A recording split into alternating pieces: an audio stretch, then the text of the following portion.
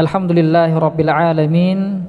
Wa afdalus salati wa atammut taslim ala habibina wa nabiyyina Muhammadin wa ala alihi wa ashabihi wa man tabi'ahu bi ihsanin ila yaumil qiyamah.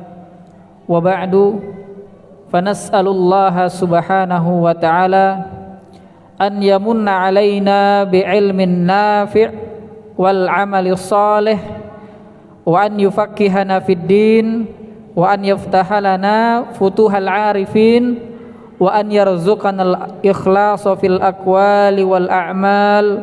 Allahumma amin. Jamaah kajian Masjid Imam Syafi'i yang semoga dirahmati oleh Allah Subhanahu wa taala.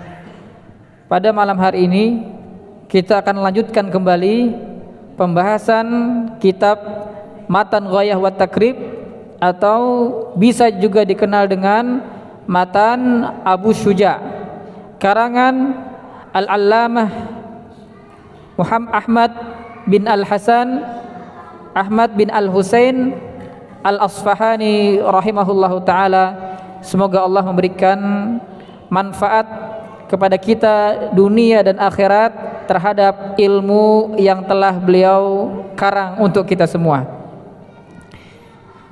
Pada malam hari ini pembahasannya yaitu pembahasan masalah wudu. Kata Allah Subhanahu wa taala di dalam Al-Qur'an surah Al-Maidah ayat ke-6, ayat nomor 6. Allah mengatakan, ya ayyuhalladzina amanu idza qumtum ilas salati faghsilu wujuhakum wa aydiyakum ilal marafiq wamsahu biru'usikum wa arjulakum ilal ka'bain. Surah Al-Maidah ayat 6. Kemudian sabda Rasulullah sallallahu alaihi wasallam, beliau mengatakan, la salata liman la wudu'alah.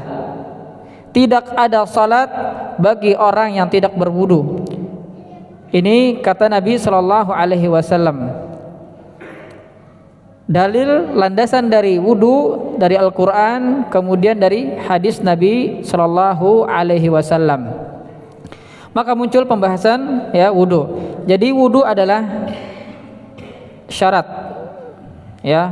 Maka syarat pertama salat yaitu adalah at-taharatu minal hadatsain, suci dari dua hadas. Hadas kecil dan hadas besar. Hadas kecil dengan berwudu, hadas besar dengan mandi junub. Syarat diterimanya sebuah salat adalah suci dari dua hadas. Nah, qala al-musannif rahimahullahu taala wa nafa'ana bi ilmihi fid darain, faslun fi furudil wudu wa sunanihi. Jadi pada pembahasan kali ini ada dua pembahasan. Yang pertama yaitu adalah rukun wudu, fardu-fardunya. Yang kedua pembahasan sunnah wudu. Tapi di kitab ini hanya membahas dua macam. Dan saya tambahkan di situ ada pembatal wudu. Ada pembatal wudu. Wa furudul wudu'i sittatu asya'a.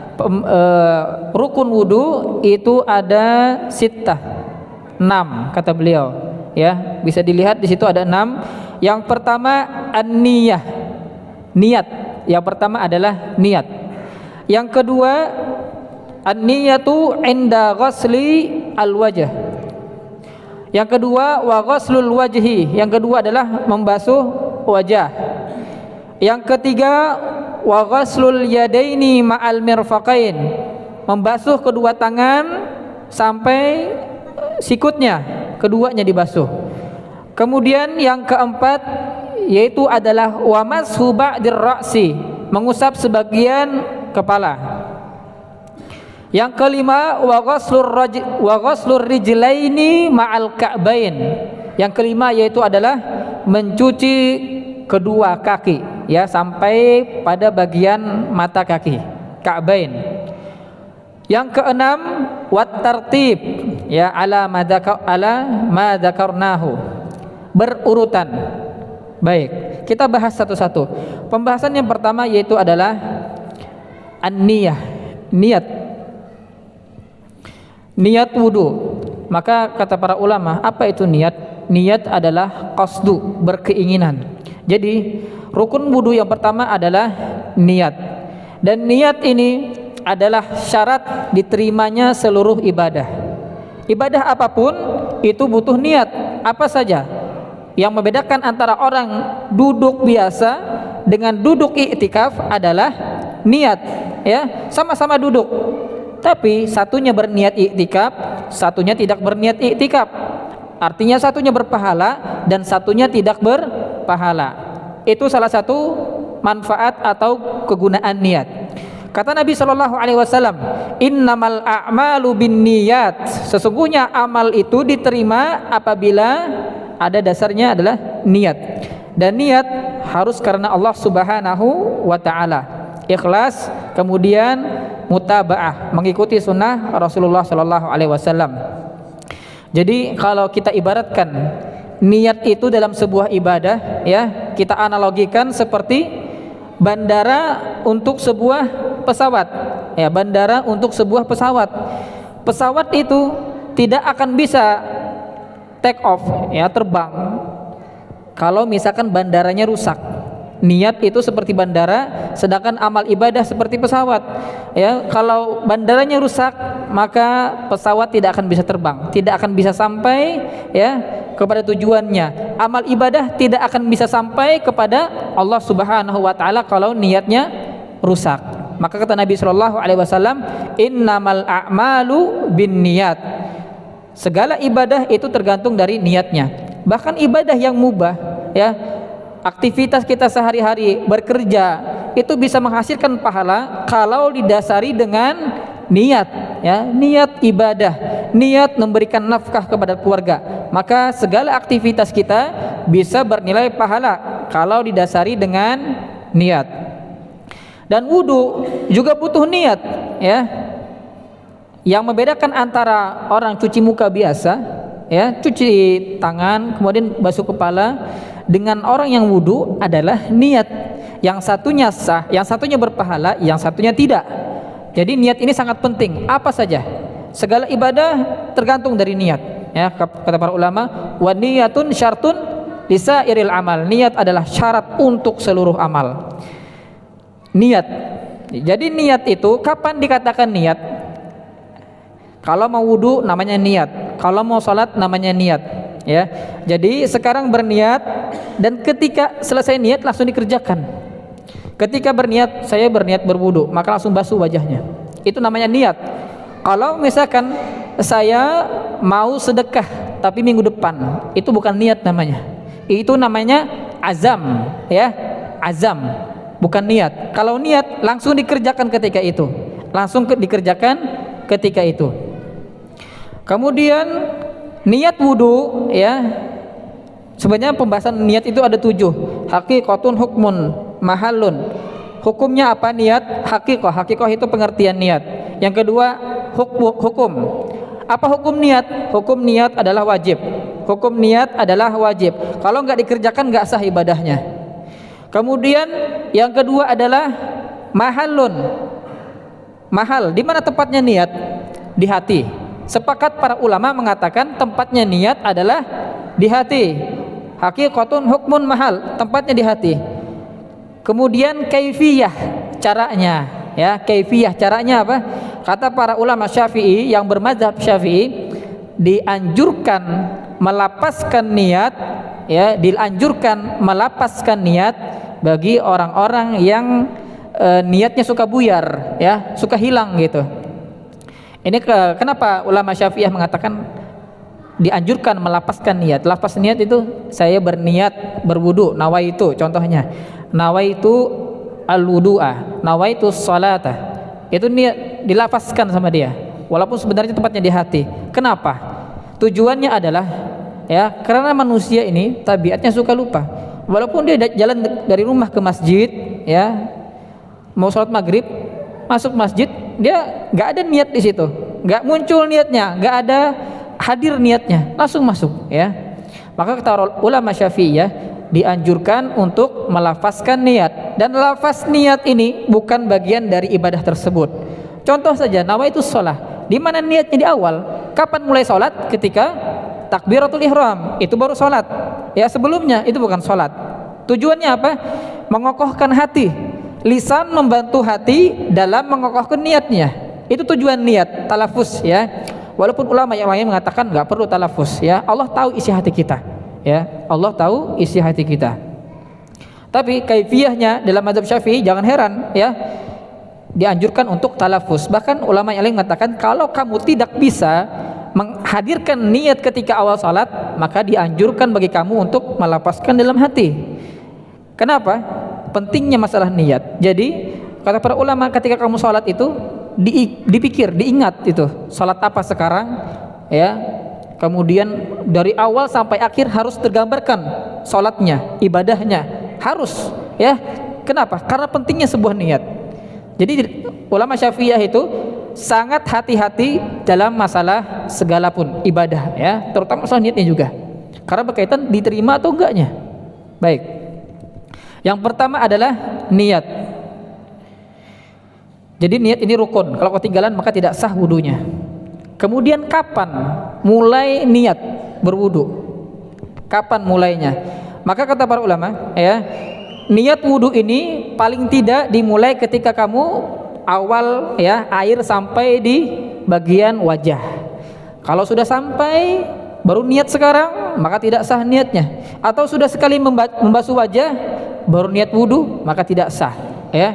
Dia cuma mau cuci muka misalkan, cuci sekali, oh niat wudu aja sekalian ya, sekalian gitu wudu. Niatnya setelah mencuci wajah, maka tidak sah wudunya. Jadi niatnya di mana? Paling tidak sebelum air itu sampai pada bagian wajah, baik dari sini ya atau dari tengah. Itu pentingnya masalah niat. Yang pertama adalah niat ya, bisa dilihat di situ. Kemudian yang kedua, an-niyatu inda ghusli al-wajh. Niat itu paling tidak dikerjakan, diniatkan ketika awal membasuh wajah. Yang kedua adalah wa ghuslul wajhi. Nah, sekarang baru membasuh wajah ya. Membasuh wajah ini rukun yang kedua. Ada bismillah enggak di situ? Ada disebutkan bismillah? Enggak ada bismillah. Ya, bismillah itu masuk kepada sunnah. Ya, masuk kepada sunnah. Nanti saya jelaskan di akhir. Kemudian yang kedua adalah membasuh wajah. Membasuh wajah itu bisa dari atas ya, dari tengah bisa. Mana wajah itu? Wajah itu dari awal tumbuh rambut sini. Ini wajah. Dari awal tumbuh rambut sampai ujung sini. Ini wajah. Kemudian bagian sini. Ini wajah. Ini tinggi sampai ke bawah. Kemudian telinga sini ya, apa namanya ini ya? Di sini yang ada sedikit menonjol ini, kemudian sampai sini. Itu lebarnya. Semua ini harus terkena air. Kalau misalkan ngambil air tapi bagian hidung nggak kena basah, maka tidak sah wudunya ya, tidak sah wudunya.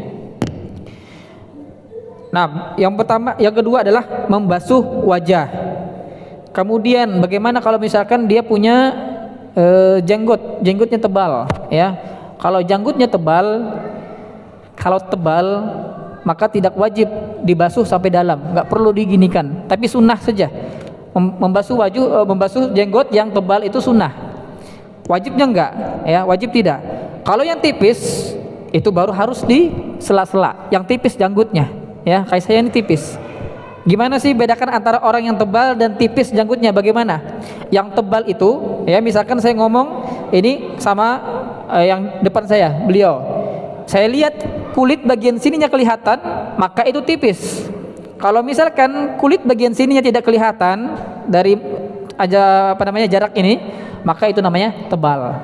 Itu membedakan antara janggut dan tebal dan janggut yang tipis. Kalau tipis harus di sela-sela ya. Kalau yang tebal tidak harus, tapi sunnah saja. Sunnah saja. Baik, yang kedua adalah membasuh wajah. Ini wajah bagian semua nih adalah wajah dan harus kena. Ya, yang wajib cuma sekali. Yang wajib cuma sekali. Kenapa dianjurkan 3 kali, disunahkan 3 kali ya, agar menyempurnakan yang tidak kena air. Yang kedua adalah membasuh wajah, kata beliau, wa ghaslul wajhi. Kemudian yang ketiga, wa ghaslul yadaini ma'al mirfaqain. Ingat, ini membasuh, bukan mengusap ya. Membasuh.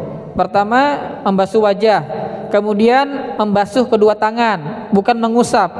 Maka kemarin kita bahas, kalau misalkan dia pakai es, berwudu pakai es batu, ya begini, ya, digosok-gosok es batunya di wajahnya, maka itu tidak sah wudunya, ya, karena wudu itu adalah membasuh aliran air, bukan ya diusap. Kecuali kalau esnya dicairkan dulu baru pakai wudu, ya itu sah. Baik. Wa ghaslul yadaini ma'al mirfaqain. Ini rukun yang ketiga, membasuh kedua tangan keduanya sampai sikut. Sampai sikut ya. Mana yang diutamakan? Yang kanan dulu. Diusahakan dalam mengerjakan hal-hal yang baik itu dimulai dengan tangan kanan, sesuatu yang kanan. Kata Nabi sallallahu alaihi wasallam, ya, Nabi sallallahu alaihi wasallam itu suka memulai dengan sesuatu yang kanan, pakai sendal pakai yang kanan, ya, pakai baju pakai yang kanan, semuanya dimulai dari yang kanan, ya. Jadi air dialirkan, kemudian ditarik ke depan. Kalau mau apa namanya caranya gitu, bagian air bagian bawah dulu, kemudian baru ditarik ke depan, ya, dibasuh. Enak sekarang pakai keran ya. Kalau misalkan pakai air diambil begitu, baru dibasuhkan, baru sampai ke depan, tarik ke depan. Wajibnya 1 kali, kemudian sunnahnya 3 kali. Kemudian setelah itu tangan kiri, ya, tangan kiri. Kata Nabi sallallahu alaihi wasallam, asbighul wudu'a, ya, sempurnakanlah wudu. Wailun lil aqabi minan nar. Celakalah tumit-tumit yang tidak terkena air, ya, celaka. Pertama, kenapa dia celaka? Karena sholatnya tidak sah. Ketika sholatnya tidak sah, maka dia masuk neraka, celaka bagi dia. Membasuh kedua tangan hingga sikut. Nah, kata Abu Hurairah, ya, kata Abu Hurairah,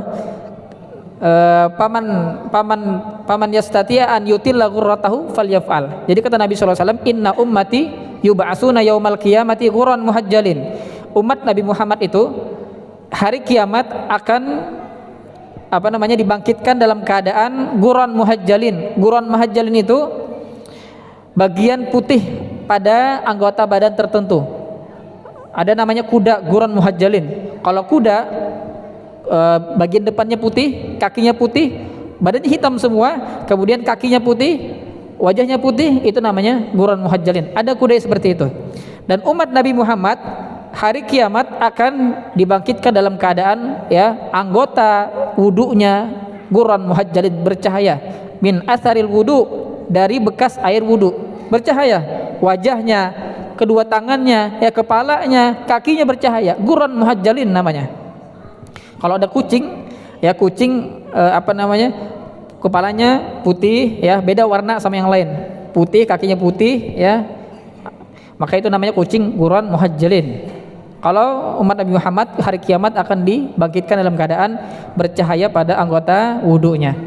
Paman yastati minkum an yutilla ghurratahu falyaf'al. Kata Abu Hurairah, kalau kalian bisa memanjangkan cahayanya, silahkan panjangkan, ya. Maka ada yang mengatakan dianjurkan sampai, ya, panjang lebih daripada sikut sini, ya, sampai lebih daripada sikut. Ini perkataan Abu Hurairah, bukan perkataan Nabi, ya, perkataan Abu Hurairah. Wa ghaslul yadaini ma'al mirfaqain, ya, kedua tangan sampai kedua sikut. Ini yang ketiga. Rukun yang keempat yaitu adalah wa mashu ba'dir ra'si, mengusap sebagian kepala. Ingat, kata di sini adalah kepala, ya, bukan rambut. Katanya adalah kepala, bukan rambut.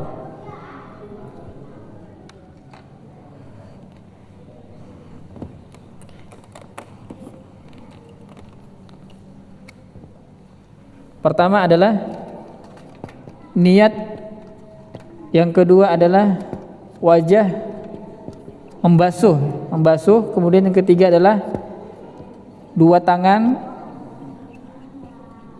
yang keempat yaitu adalah mengusap, bukan membasuh. Ini membasuh, ini membasuh, ini mengusap.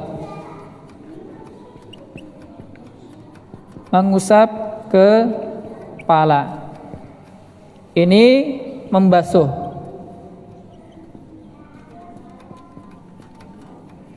Jadi kalau ini sekarang diusap tidak sah. Kemudian membasuh.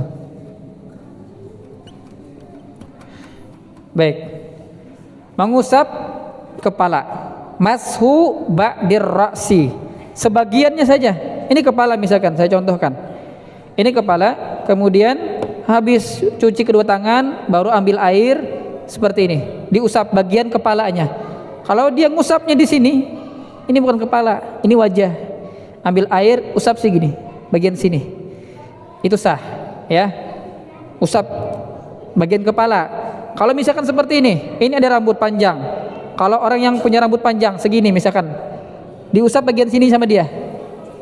Nih, diusap bagian sini, ambil air, diusap di sini, sah nggak wudunya? Tidak sah. Karena ini keluar dari batas kepala, ya. Keluar dari batas kepala. Jadi yang sah bagian sini saja, harus batas kepala. Kalau rambutnya panjang misalkan, ya diusap bagian sini saja. Orang yang gondrong misalkan, ya. Karena rambutnya gondrong, akhirnya diusap bagian belakangnya saja, ya ujung-ujungnya saja. Maka tidak sah. Harus bagian kepala sini, bagian kepala. Ba'dah, ya, sebagian saja. Ini kalau jumhur mengatakan, ya, dan Imam Ahmad mengatakan jami, semuanya. Semua kepala harus diusap. Ada yang sepertiga, ada yang semuanya. Kalau Syafi'i mengatakan cukup sebagiannya saja. Kalau misalkan, ya, bapak-bapak ada yang pakai kopiah tipis, kemudian ambil air dibeginikan di kepalanya dan terasa basah di kepalanya, maka itu sudah sah wudunya. Ada orang Arab tuh pakai imamah itu sorban, ya. Sudah, itu bikinnya aja bisa 15 menit, ya. Lama bikinnya. Dia nggak mau lepas, kalau lepas rusak, lama gitu. Akhirnya diambil air, diginikan kepalanya sampai rasa dinginnya, basahnya, maka sudah sah wudunya. Baik, mashu kepala. Mengusap sebagian. Sedikit saja, secuil misalkan. Itu sah menurut pendapat Syafi'i.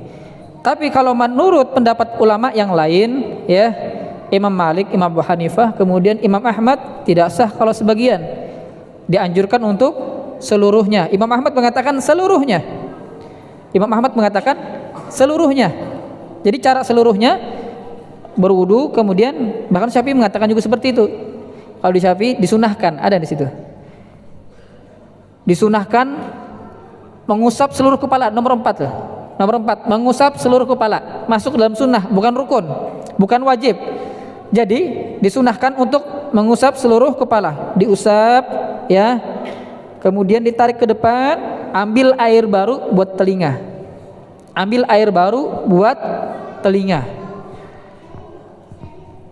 Jadi di dalam mazhab Syafi'i pun mengusap seluruh kepala itu bukan hal yang asing, ya, bukan hal yang asing.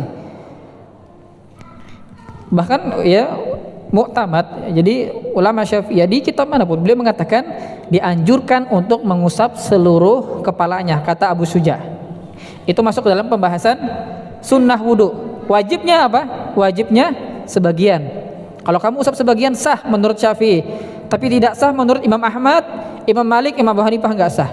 Maka dianjurkan untuk mengusap seluruh kepala biar sepakat sah semua. Ya, keluar dari khilaf itu dianjurkan. Ini kan pembahasan khilaf. Syafi'i mengatakan sebagian, Imam Abu Hanifah mengatakan, ya, 1/4, 1/3, seluruh, kata Imam Ahmad. Keluar dari perkara khilaf itu dianjurkan. Bagaimana cara keluar? Dibasuh, dicelupin kepalanya. Enggak, seluruhnya, ya, seluruhnya diusap. Ini sunnahnya kita kerjakan yang lebih ya, wajibnya dapat kemudian plus sunnahnya. Maka diusap seluruh kepalanya. Caranya bagaimana? Ayo saya ulangi. Caranya ambil air, nggak perlu banyak ya, namanya ngusap itu cukup basah saja di tangan. Kemudian tarik ke belakang ya. Kemudian kalau perlu ke depan, habis itu ambil air yang baru untuk kedua telinga. Sudah seperti itu. Mengusap telinga tidak ada masuk dalam rukun wudu, nggak ada. Tidak ada masuk dalam rukun wudu, ya. Rukun wudu cuman ini. 6. Mengusap sebagian kepala, ya, sebagian. Yang wajib sebagian. Kemudian sunnahnya seluruhnya.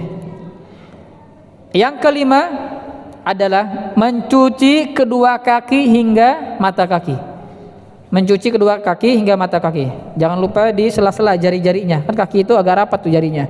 Di sela-sela pastikan air itu sampai pada anggota-anggota rukun wudu ini. Harus sampai. Kalau enggak sampai tidak sah. Ada cat misalkan di sini, di tangannya atau di kakinya ada cat.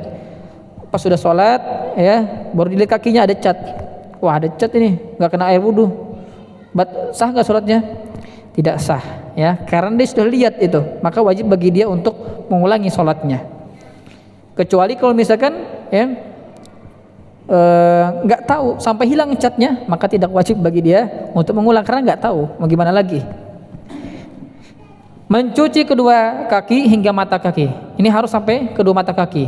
Kata Nabi SAW, wailun lil aqabi minan nar, celaka bagi tumit-tumit bagian-bagian tertentu yang tidak terkena basuhan air, ya. Asbihul wudu ilal makarih, sampaikanlah air wudu itu pada tempat-tempat yang kamu benci. Maksudnya apa? Misalkan di tangan di sini ada luka, ya. Kalau kamu kena air, maka kamu nggak suka. Makarih itu sesuatu yang tidak kamu suka. Kalau kena air, kamu nggak suka nih, bakal sakit gitu. Tapi sampaikan air wudu di situ, sempurnakan. Di kaki juga, musim dingin, misalkan ketika musim dingin ada air, jangan tayamum, nggak sah tayamumnya, berwudu, harus berwudu. Asbighul wudu ilal makarih, wailun lil aqabi minan nar. Mencuci kedua kaki hingga mata kaki, ini nomor 5. Nomor 6, berurutan, harus berurutan. Utamakan ya niat dulu, kemudian basuh wajah, basuh tangan, kemudian mengusap kepala, kemudian mencuci kaki. Itu berurutan namanya. 1, 2, 3, 4, 5. Kalau nggak berurutan itu bagaimana? Mencuci kaki dulu, kemudian mengusap kepala, baru wajah, baru niat. Itu nggak berurutan. Sah nggak wudunya? Nggak sah. Tidak sah. Ada hubungannya? Apa hubungannya dengan Al-Maidah ayat 6 tadi? Kata Allah Subhanahu wa taala, ya ayyuhallazina amanu idza qumtum ilas shalah. Ini rukun semua. Jadi Al-Maidah ayat 6 tadi, ya ayyuhallazina amanu, ya, idza qumtum ilas shalah. Ilas shalah enggak begini ya khotnya. Ilas salati faghsilu wujuhakum wa aydiyakum ilal marafiq wamsahu biru'usikum wa arjulakum ilal ka'bain. Ini saya mau tanya ini. Ya ayyuhalladzina amanu idza qumtum ila sholati faghsilu wujuhakum wa aydiyakum ilal marafiqi wamsahu bi ru'usikum wa arjulakum ilal ka'bain. Berapa tadi? 6 ya. Dari niat sampai tartib. Pertanyaan saya, dari ayat ini mana yang membahas masalah niat? Ada yang tahu? Niat. Mana niat dari ayat ini? Pembahasan yang mana? Pembahasan yang ini. Idza. Idza itu apa artinya? Kalau engkau berkeinginan, kalau engkau mau berdiri untuk sholat, idza, ini niat nomor 1. Idza itu artinya apabila engkau berkeinginan untuk mendirikan sholat. Berkeinginan, apabila itu niat, ya, rukun. Idza kumtum, artinya sholat itu wajib berdiri, ya. Sholat fardu harus berdiri, wajib berdiri bagi yang mampu. Kalau enggak mampu enggak apa-apa. Idza kumtum ila sholati faghsilu wujuhakum. Ini nomor 2, mencuci wajah. Ini nomor 2, mencuci wajah. Faghsilu wujuhakum. Kemudian nomor 3, wa aydiyakum ilal marafiq. Ini nomor 3. Wa aydiyakum ilal marafiq. Nomor 4, mengusap kepala, masah. Bukan, Allah menggunakan kata masah. Mengusap, bukan mencuci. Diusap, ya, diusap. Wamsahu biru'usikum. Ini nomor 4. Usaplah kepala kalian, kata Allah Subhanahu wa taala. Kepala, bukan rambut, ya. Tapi kalau misalkan jadi air itu harus kena kepala, kulit kepala. Dan harus pada bagian kepala. Rambutnya kalau misalkan menjuntai ke bawah, diusap bagian situ, maka tidak sah. Harus rambut yang berada di bagian kepala. Wamsahu biru'usikum, nomor 4. Nomor 5. Nomor 5 tadi apa? Wa arjulakum, nomor 5. Nomor 5, membasuh kaki, kedua kaki, 2 kaki. Nomor 5, ilal ka'bain. Nomor 6, tertib, berurutan. Oh, enggak ada, habis sudah sampai 5 berurutan al-ka'bain. Mana berurutannya? Yang mana yang berurutan? Oh, 1 sampai 5 ada. Tuh, sampai 5 ada. Yang nomor 6 enggak ada. Kok masuk rukun ini? Kok masuk rukun gitu? Kok bisa masuk rukun? Padahal ayatnya enggak ada. Jadi, kenapa ada berurutan? Karena Allah sebutkan dengan cara berurutan. Yang mana duluan? Niat. Yang kedua apa? Basuh wajah. Yang ketiga, basuh tangan. Yang keempat, ngusap kepala. Yang kelima, basuh kaki. Ini berurutan enggak? Ini berurutan namanya. Dan itu menjadi pembahasan ulama, ya, berurutan. Karena Allah sebutkan berurutan. Contohnya apa? Inna sofa wal marwata min syairillah. Sofa, marwah. Kalau misalkan yang sa'i, dimulai dari mana sa'i? Dari sofa. Kenapa? Kata Nabi SAW, saya mulailah dari mana Allah memulai. Allah mulai dari mana? Inna sofa wal marwah. Sofa dulu sebutkan, artinya sa'i dari sofa. Begitu. Jadi ini tertib, berurutan. Ini ayat membahas tentang rukun wudu, ya, fardu wudu. Ini wajib-wajibnya yang harus dikerjakan. Apabila tidak dikerjakan maka tidak sah wudunya. Kalau sunnah tidak dikerjakan maka tidak masalah, ya, rugi saja, nggak dapat pahala. Sah nggak wudunya? Sah wudunya. Sujud sahwi? Enggak, ya, sujud sahwi itu buat sholat aja. Baik. Ini fardu wudu. Yang pertama niat, kedua membasuh wajah, ketiga membasuh kedua tangan hingga sikut, yang keempat mengusap sebagian kepala, yang kelima mencuci kedua kaki hingga mata kaki, yang keenam berurutan. Baik, ini selesai pembahasan masalah fardu wudu. Kalau misalkan ada pertanyaan pada pembahasan ini silahkan ditanyakan.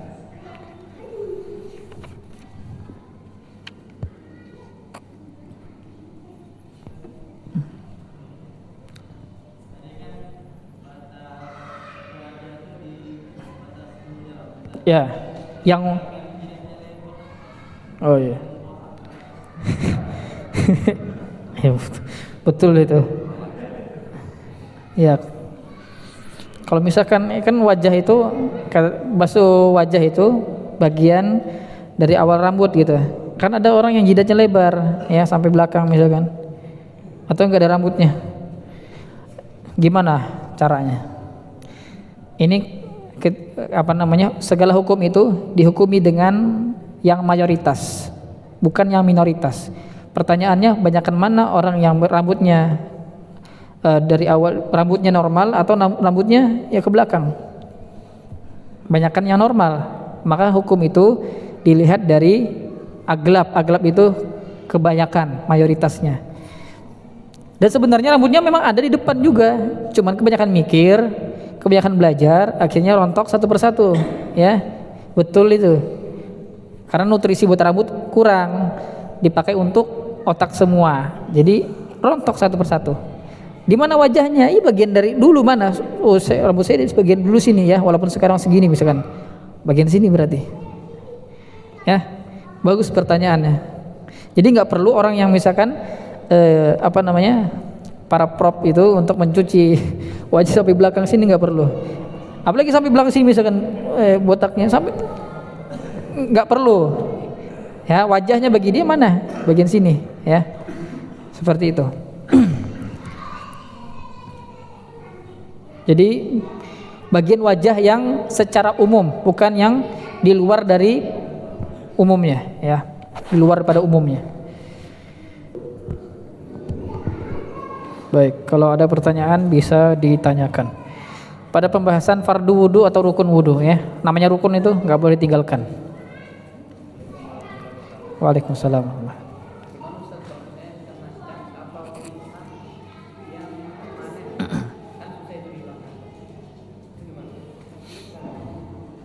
Kalau misalkan kena tinta atau cat, kalau bisa dihilangkan, hilangkan. Kalau tidak bisa dihilangkan, seumur hidup misalkan, ya tintanya nempel seumur hidup. Ini nggak bisa. Mau kayak gimana lagi, ya? Maka di sini ada kaidah dalam fikih itu, al masyaqqatu tajlibu taisir. Fa inna ma'al usri yusra. Kalau itu sulit bagimu, maka nggak usah, ya, tidak usah. Gimana lagi? Masa mau dibuang kulitnya? Allah tidak perintahkan untuk membuang kulit, ya, tidak diperintahkan untuk menyakiti diri, ya, maka tidak masalah seperti itu. Kalau bisa diusahakan untuk dihilangkan. Kalau nggak bisa, ternyata seumur hidup, ya, nempel, mau kayak gimana lagi? Al masyaqqatu tajribu taisir. Kalau sulit, maka di situ ada kemudahan.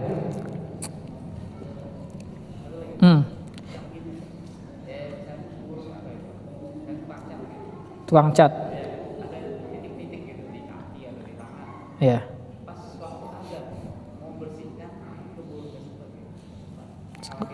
Kalau waktu azan masih sempat. Kalau waktu azan masih sempat untuk bersihkan. Kalau misalkan ternyata sudah masuk waktu sholat, ya, di ujung waktu sholat zuhur misalkan. Sholat zuhur itu kan sekitar berapa menit sebelum asar selesainya, ya. Itu dia sudah mepet sekali mau selesai waktu sholat. Apakah dia harus menghilangkan catnya? Harus dihilangkan catnya, karena itu syarat dari sahnya wudu. Dan kalau wudunya sah, maka salatnya sah, ya, salatnya sah. Kemudian dia kalau misalkan salat di luar waktu, dihitung berdosa karena melalaikan salat. Yang kecil-kecil pun dihilangkan, ya, yang kecil-kecil pun dihilangkan, harus dihilangkan. Kalau kita beribadah itu harus yang namanya hati-hati sekali. Ketika beribadah itu harus hati-hati, super hati-hati. Ya. Kita ibadah tidak asal-asalan, ya, untuk Allah Subhanahu wa taala. Innallaha thayyibun la yaqbalu illa thayyiban. Allah itu Maha indah dan Allah tidak suka kecuali menerima sesuatu itu yang indah-indah. Persembahkan ketakwaan yang terbaik untuk Allah Subhanahu wa taala. Orangnya bertato, tatonya di mana? Kalau tatonya di punggung kan bukan anggota wudu. Ternyata dia bertobat misalkan. Tato, pertama hukum bertato itu haram, dilaknat. Ya, Allah melaknat, ya, Rasulullah melaknat orang yang bertato, yang membuatkan tato dan yang meminta untuk ditato. Itu terlaknat. Kalau misalkan tatonya di tangan atau di wajah, ya, di wajah tatonya, itu kan nggak bisa dihilangkan. Ya, kalau nggak bisa dihilangkan ya tadi kembali kepada jawaban pertama tadi. Kalau susah maka tidak masalah. Ya, kalau bisa dihilangkan, dihilangkan. Seperti itu. Kalau tatonya di badannya nggak perlu, ya, karena bukan anggota wudu. Dan fardu wudu ini semua hukum wudu, ya, ini untuk laki-laki dan perempuan sama saja, laki-laki perempuan sama saja. Kemudian pembahasan masalah janggut, mana sih bagian janggut itu? Janggut itu, ya, yang harus di sela-sela itu, ya, bagian sini nih, bagian sini. Ini bukan janggut kau yang di sini, itu ada namanya sendiri. Al-anfaqah namanya sendiri. Alis juga ada namanya sendiri. Al-hajib, ya, as-sibalan ini nih, sibalan. Ini bukan janggut. Di sini namanya al-arid. Apa namanya? Ada sendiri rambutnya, nama rambutnya. Kalau janggut bagian sini, ya. Janggut bagian sini. Dianjurkan untuk memelihara janggut karena mengalir pahala terus, ya. Mengalir pahala terus. Bagian sini bukan janggut. Enggak tahu namanya apa, brewok ya. Kalau bahasa Arabnya al-arid. Itu namanya al-anfaqah. Nafaqatan.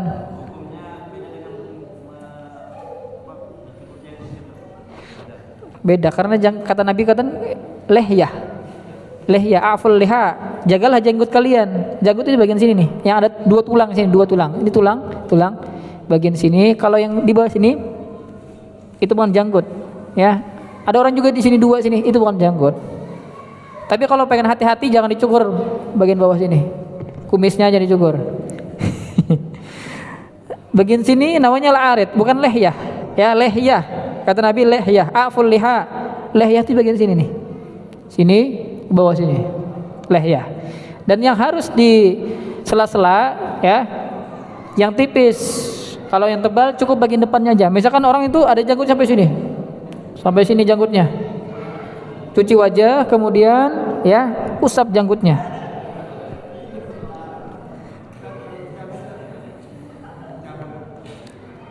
Jabes. Itu harus. Kalau bagian wajah di sini wajahnya misalkan kecil, kelihatan cuma bagian sini doang, ya. Harus semua dicuci itu. Kalau yang rambut ada pada bagian wajah. Ada orang yang tebal alisnya, tebal misalkan, ya, kayak semak.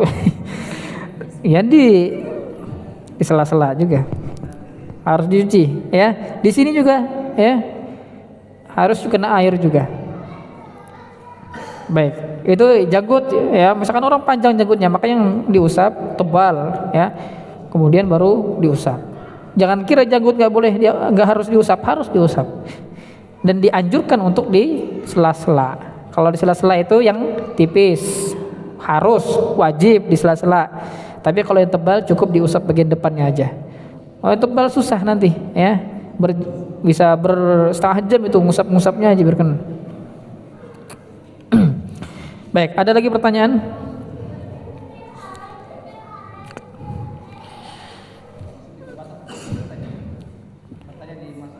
Pembatal wudu. Siapa yang mau tanya? Sampai jam 10 ya kalau pembatal wudu. Begadang gitu. Yang mana? 3/4. Bertemunya dua kulit lawan jenis.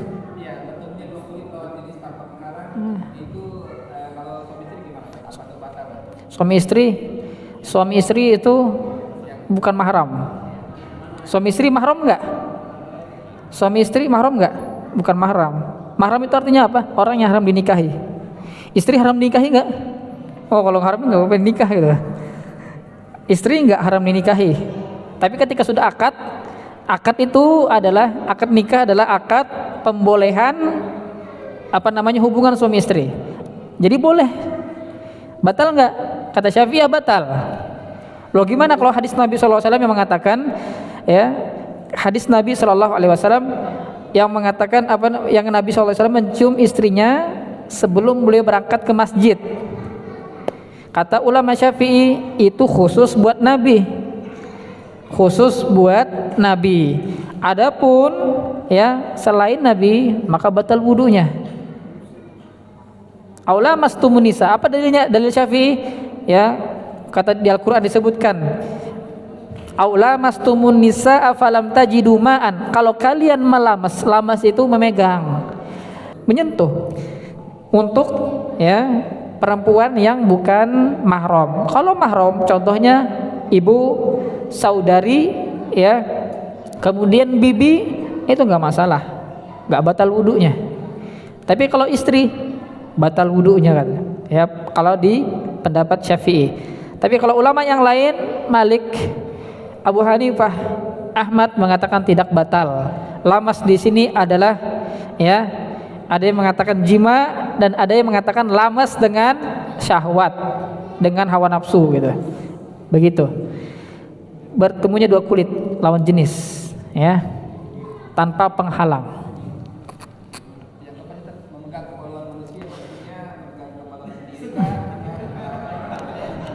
Ya. Ya, memegang kemaluan manusia. Kalau dia mengatakan dia manusia berarti batal. Saya manusia, pegang kemaluan sendiri berarti batal. Ingat, manusia ya. Artinya kalau dipegang kemaluan hewan enggak batal. Pegang kemaluan hewan itu enggak batal. Kalau kemaluan manusia, ini semua kaitan ini ada di kitab Safinatun Najah ya. Kalau bukan manusia enggak batal. Memegang kemaluan manusia, baik kemaluan dia ataupun kemaluan orang lain, kemaluan zakar dan dubur. Dubur itu lubang ya lubang apa namanya, bahasa sopan ya, lubang pantat. Ya lubang BAB, lubang pantat. Lubang pantat juga dipegang itu batal. Tapi batalnya kalau pegangnya pakai telapak tangan. Pakai telapak tangan bagian sini nih, yang bagian putih nih. Kalau pakai ini megangnya nggak batal. Ya begini, nggak batal. Ya. Pakai jari bagian bawahnya, bagian telapak tangan.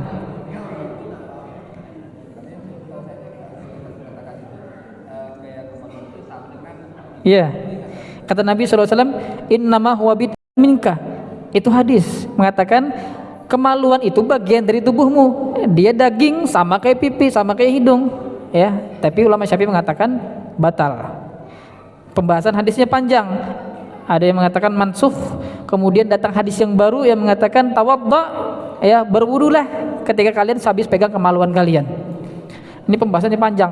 Makanya banyak perbedaan pendapat. Syafi'i mengatakan batal, ulama yang lain mengatakan tidak batal. Ada yang mengatakan batal kalau pakai syahwat.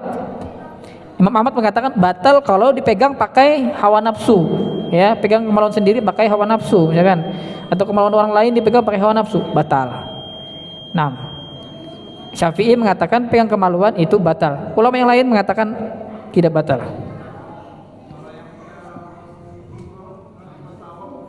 Oh, itu pengecualian. Pengecualian perempuan ketika tawaf itu karena sudah dibahas ya, pengecualian kecuali pada bagian itu karena tidak mungkin tidak ya bersentuhan. Baik, kita tutup. Subhanallah wa bihamdika asyhadu an la ilaha illa anta astaghfiruka wa atubu ilaik. Assalamualaikum warahmatullahi wabarakatuh.